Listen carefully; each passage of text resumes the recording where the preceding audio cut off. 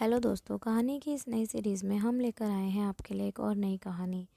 दोस्तों, अगर अभी तक आपने हमारा चैनल सब्सक्राइब नहीं किया है तो प्लीज़ सब्सक्राइब कर लीजिए।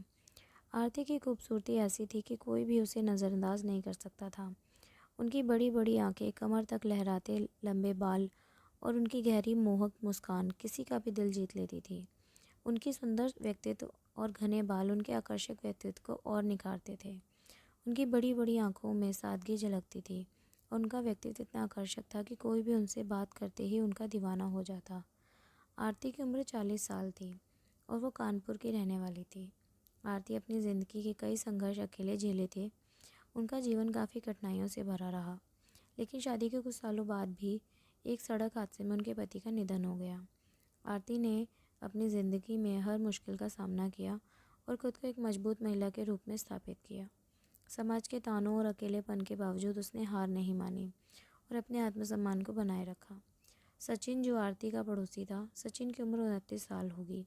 वह एमए की तैयारी कर रहा है। उसे आरती की यह खूबसूरती और हिम्मत हमेशा आकर्षित करती थी। आरती का मुस्कुराता चेहरा, उसकी चमकती आंखें और उसकी बोलचाल का तरीका सचिन को बेहद पसंद था।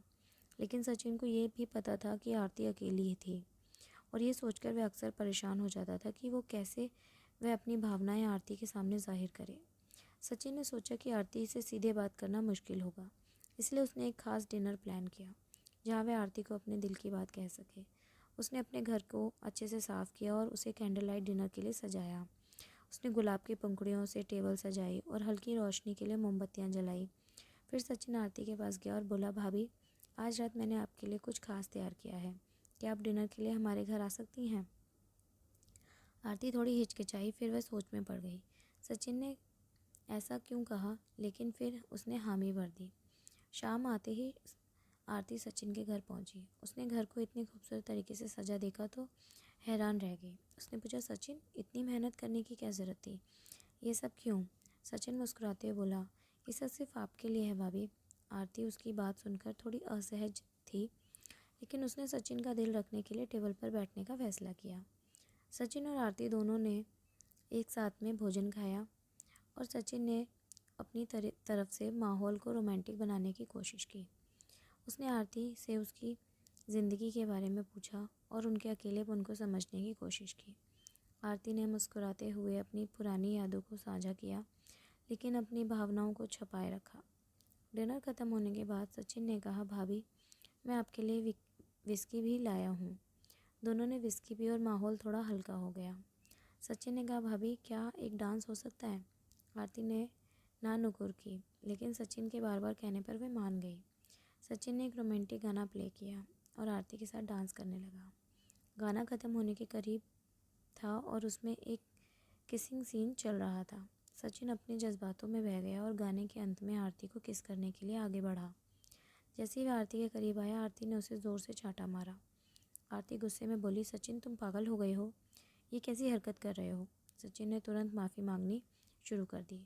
भाई, मुझे लगा कि आप भी यही चाहती हैं। इतने सालों में आपको किसी मर्द ने नहीं छुआ, इसलिए मैंने सोचा। आरती की आंखों में गुस्सा और दर्द दोनों साफ झलक रहा था। उसने सख्त लहजे में कहा, सचिन, मैं एक ऐसी महिला हूँ जिसने अपने पति की आत्मा की कसम खाई है कि वह किसी और को अपने करीब नहीं आने देगी।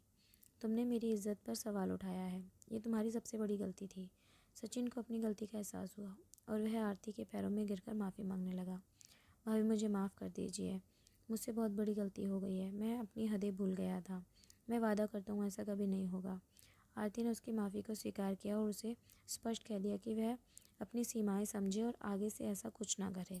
वह वहाँ से चली गई। सचिन को इस घटना से सीख मिली कि किसी भी महिलाओं की भावनाओं और गरिमा का सम्मान करना सबसे ज़रूरी है। तो दोस्तों, ये कहानी आपको कैसी लगी हमें कमेंट करके ज़रूर बताएं और हमारे चैनल को सब्सक्राइब ज़रूर करें और इस कहानी को अपने दोस्तों के साथ शेयर ज़रूर करें। धन्यवाद।